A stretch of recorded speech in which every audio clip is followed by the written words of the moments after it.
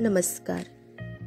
ARK@foodies to use on time या चॅनलमध्ये आपलं स्वागत आहे. आज आपण बनवणार आहोत आमटीसाठी किंवा कोणत्याही मसाल्याच्या भाज्यासाठी उपयोगात येणारा मसाला, कांदा खोबरं मसाला.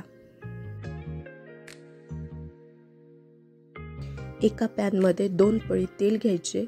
त्यामध्ये सर्वप्रथम कांदा व्यवस्थित परतून घ्यायचा.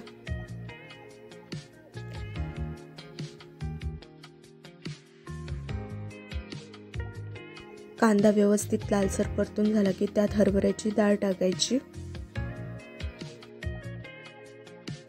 हरभऱ्याची डाळ व्यवस्थित परतल्याच्या नंतर त्यात थोडे धने टाकायचे.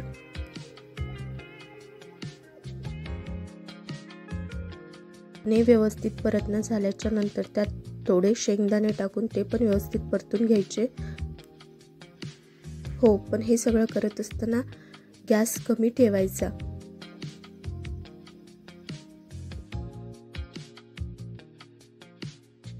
नाहीतर अगोदर टाकलेले आपले मसाले जळून जातील. म्हणून हे सगळं करत असताना गॅस कमी आचेवरच ठेवायचा आणि व्यवस्थित परतून घ्यायचं.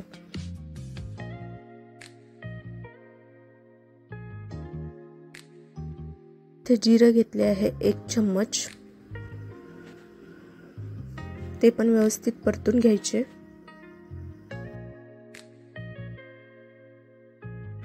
इथे अर्धा वाटी मी तीळ घेतलेले आहे.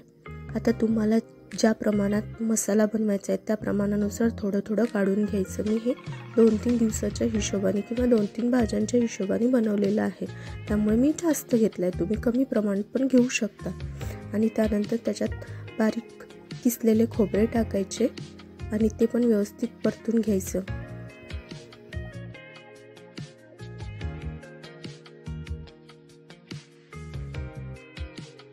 सगळा मसाला व्यवस्थित लालसर होतपर्यंत भाजून घ्यायचा आणि नंतर थंड करून मग मिक्सरमध्ये बारीक करायचा.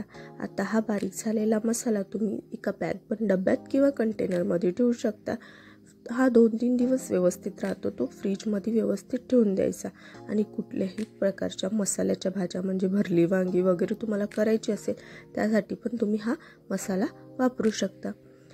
आवडल्यास माझ्या चॅनलला सबस्क्राईब करा आणि लाईक करा, शेअर करा आणि कमेंट करा. धन्यवाद.